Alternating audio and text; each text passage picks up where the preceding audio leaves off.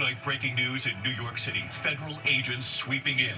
The images coming in now. Late today, federal agents, including ICE, launching a crackdown in New York City, sweeping through Canal Street in Lower Manhattan. Chaos erupting, traffic coming to a halt. Multiple people detained tonight. We'll take you live to Lower Manhattan. Also tonight, sources tell ABC News President Trump is now pushing the Justice Department to pay him $230 million in taxpayer money for past investigations involving Trump. The U.S. taxpayers would foot the bill.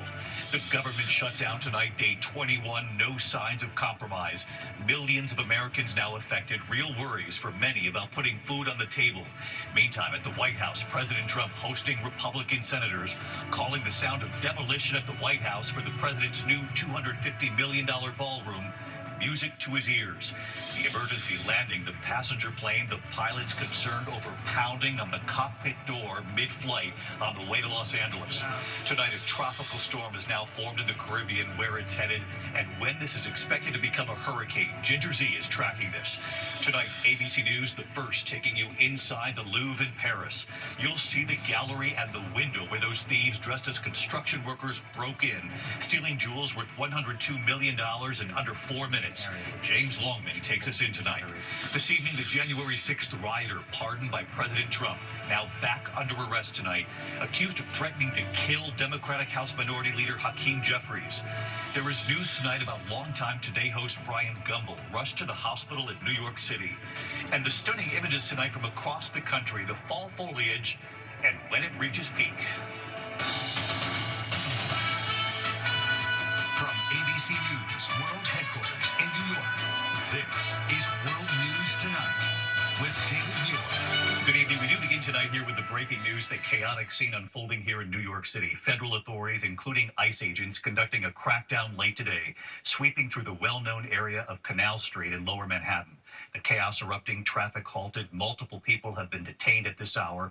The raid part of an operation targeting illegal street vendors. Many are believed to be migrants living in New York City, the area known as a draw for tourists, bargain shoppers, many looking for designer knockoffs. This operation comes amid the increasing federal presence from New York to Chicago to Los Angeles. And it comes just hours after 2 people were shot during an operation in Los Angeles, including a U.S. Marshal. So what led to that incident? But first, the scene in New York City late today, and ABC's Matt Rivers leads us off from Lower Manhattan tonight.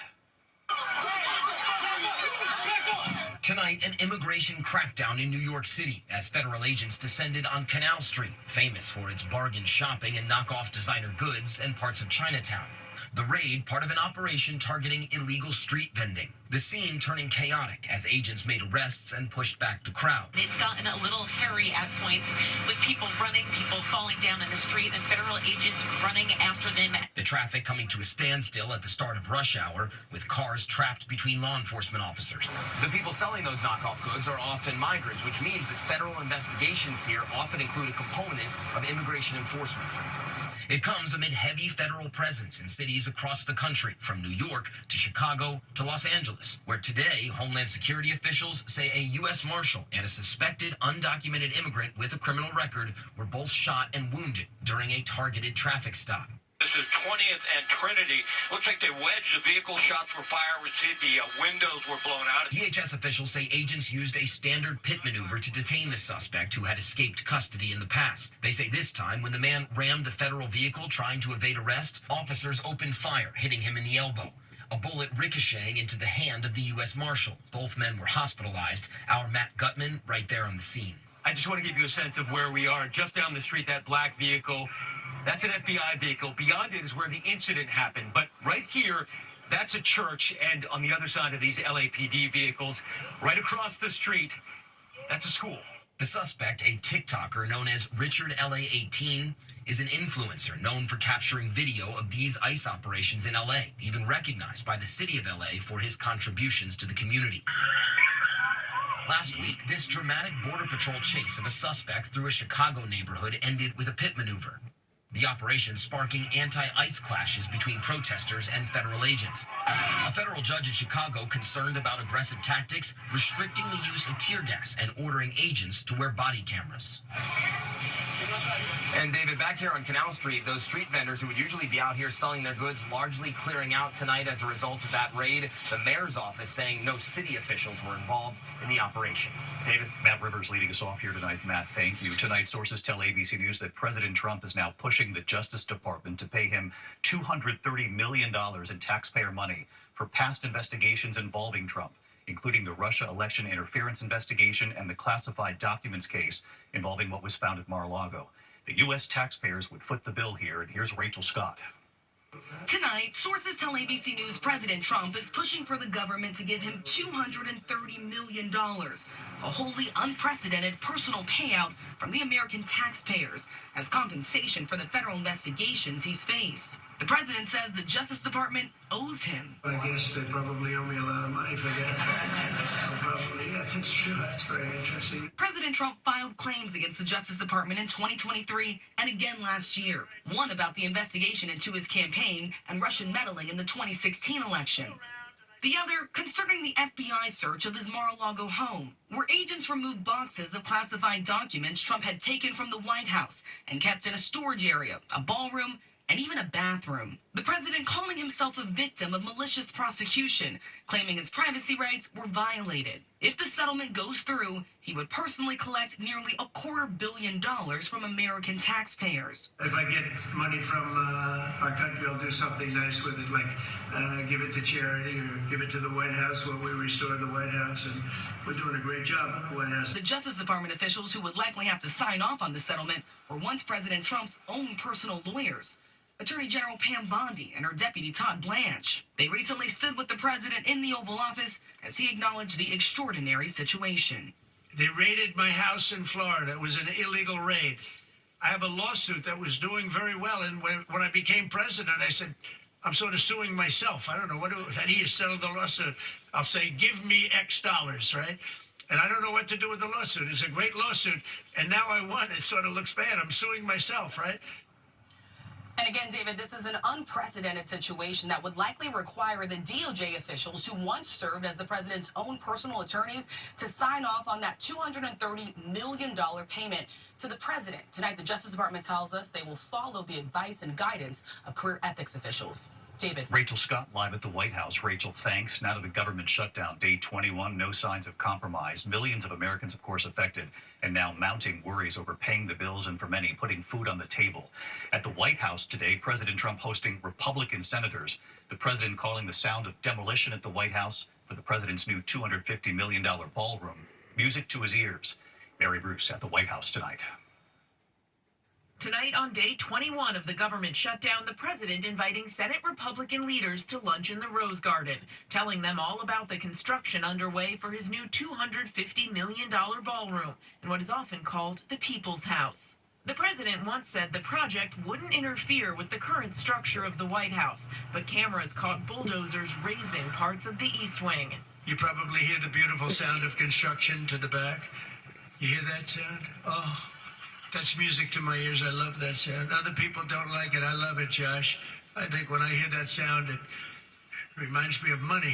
As the shutdown drags on, Democrats digging in on their demand that Republicans repeal Medicaid cuts and extend health care subsidies that will soon expire, causing insurance premiums to rise for millions of Americans. Republicans may not have time to fix people's health care, but apparently they got plenty of time for a mini pep rally with Donald Trump. Today I asked Senate Republican leader John Thune, why not just talk? Do you owe it to the American people to at least be negotiating? Well, I think we are. We have negotiated. I don't know what there is to negotiate.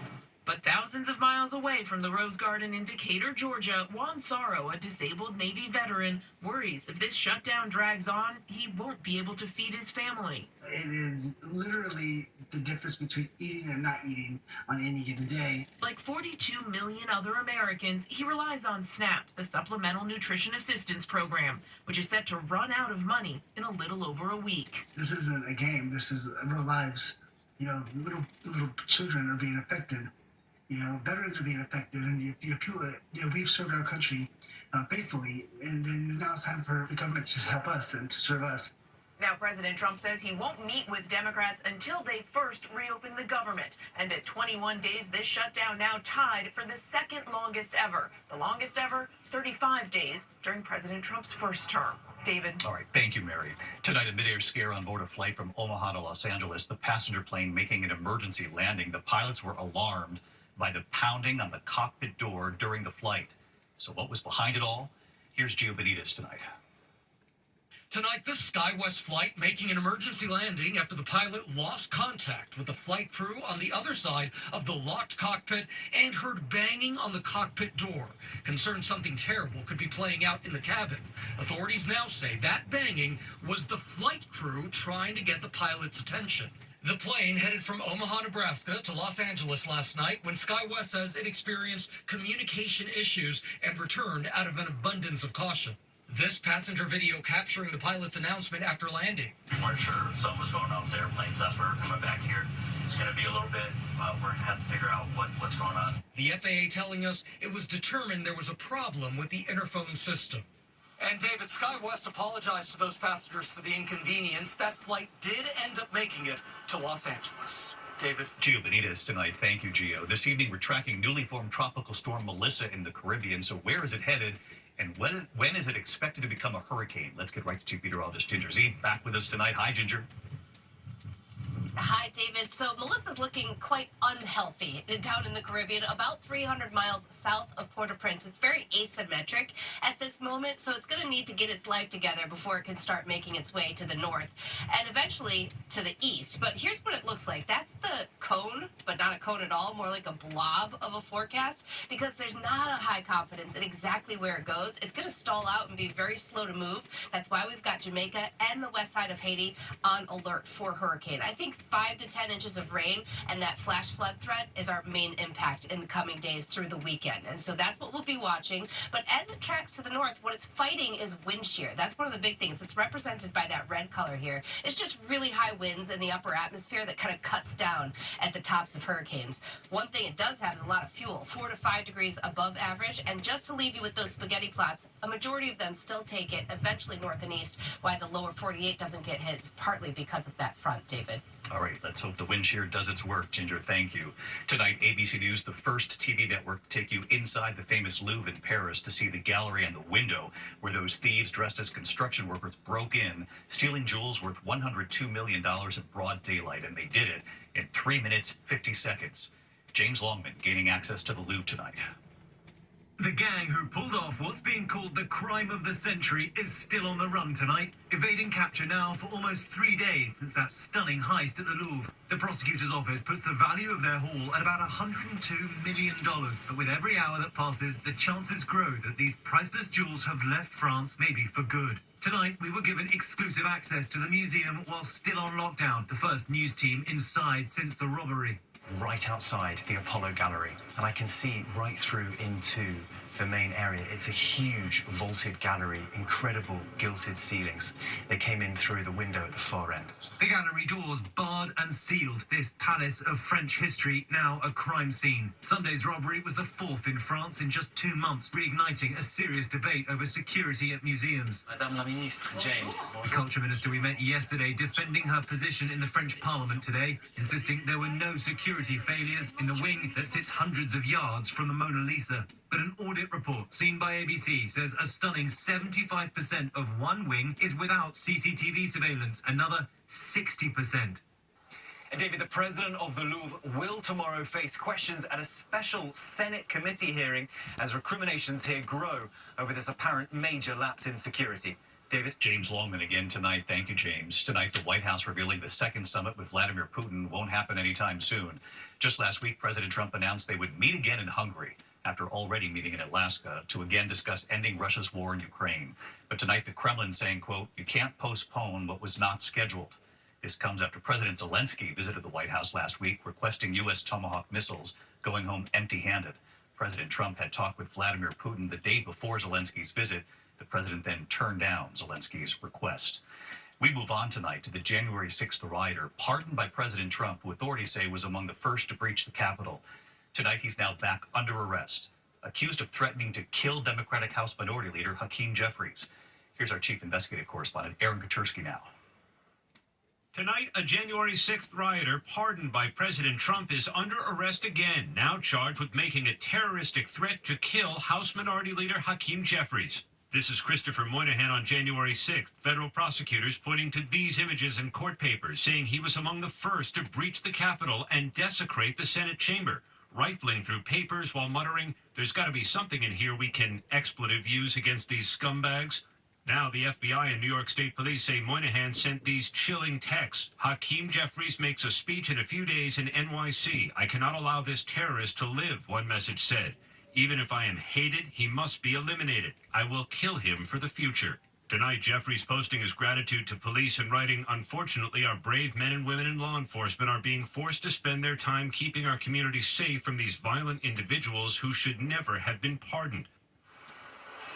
Moynihan is due in court later this week, David. There he is again at the Capitol January 6th. President Trump pardoned him and all the rioters from that day on his first day in office, and this is the first time one of them has been charged with threatening to carry out another act of political violence. David? Aaron Katersky with us here tonight. Aaron, thank you. When we come back, the news coming in involving longtime Today Show host Brian Gumbel. Gumbel reportedly rushed to the hospital after a medical emergency, what we've learned tonight. Also, the American chess grandmaster who has died tonight at the age of 29, what we've learned here in a moment. Longtime Today Show host Brian Gumbel has reportedly been hospitalized after suffering a medical emergency here in New York. TMZ reporting the 77-year-old was rushed to the hospital by ambulance last night. A family member telling TMZ tonight that Gumbel is okay. His older brother, sportscaster Greg Gumbel, died last year at the age of 78. We wish Brian well. Tonight, the measles outbreak in South Carolina is growing up to 20 cases, 4 more infections in that state since last week. Most of the cases have been traced to 2 different schools now. One of those schools has a measles vaccination rate of just 17%. Officials say unvaccinated students were asked to quarantine. When we come back here tonight, former French President Nicolas Sarkozy went to prison today. The images here in a moment. Also, the American chess grandmaster, we've learned, has died tonight at the age of 29, what we've learned. And you've got to see these stunning images tonight across America, the fall foliage, in just a moment here. To the index of other news tonight, former French President Nicolas Sarkozy reporting to prison. Sarkozy spotted leaving his home in Paris earlier today, hand in hand with his wife, model and singer Carla Bruni. Sarkozy now begins serving a 5-year sentence for corruption. His lawyers filing a request for his release while he appeals his conviction. Tonight, back here in the U.S., a passing to note, American chess grandmaster and former child prodigy Daniel Naroditsky has died. One of the most influential American voices in the sport, he earned the highest title in international chess back in 2013 while still in high school. His family announcing his death with, quote, great sadness and saying his passing was unexpected. No word on the cause. He was just 29 years old. When we come back in the broadcast tonight, you have to see this, the most beautiful images coming in from across the country tonight where fall foliage is near peak. In a moment here. Finally tonight here, America Strong, the fall foliage never disappoints. Tonight, the stunning color from coast to coast in this country, leaves changing, peak fall foliage for so many, happening now. From the snowy mountains in California to the rivers in Michigan, from the drive through this Washington state suburb to Colorado's Gunnison National Forest, with fallen leaves filling the paths, families stopping to take photos. In New Hampshire at sunrise, this drone capturing the fall foliage glowing in the early morning light across the White Mountains in the northern part of the state. In Tennessee, Eric Waldorf sharing this scenic drive on a stretch of U.S. Route 421 in Tennessee's northeast corner. In southern Maine, Ken Chang taking his jet ski for a drive in Kabasakani Lake in Kennebec County, seeing the changing leaves on both sides of him. And in Freeport, Maine tonight, the Hartman family and their tradition 10 years of going, raking up the leaves for their dogs to jump into. 2 labs, Stella and Mabel, running through the house, down the stairs, and into the giant pile of leaves. Disappearing. Waiting patiently until they're given the okay. Jumping in. Afterward, you can spot them right there, their heads peeking through. And right here tonight, hey, David, Dad, with Stella and Mabel. Still in the leaves. In case you didn't notice, fall is our favorite season. We're finding happiness in the little things in life. Keeping it simple, you know. So, hope all is well. Sending love from Freeport. We're sending it right back. Stella and Mabel look pretty happy there tonight. I'll see you tomorrow. Good night.